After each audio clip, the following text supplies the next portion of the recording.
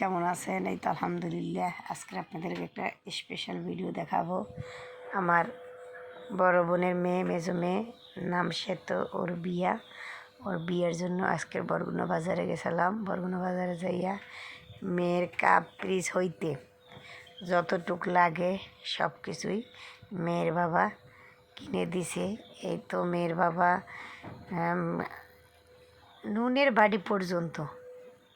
বাড়ি হইতে সুনের বাড়ি পর্যন্ত সব কিছুই মেয়ের বাবাই কিনছে। সাথে আমরাও ছিলাম, মেয়ের চাষি ছিল।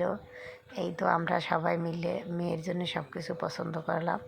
এই দোকানদাররা তারা বাক্স করে দিতে আছে।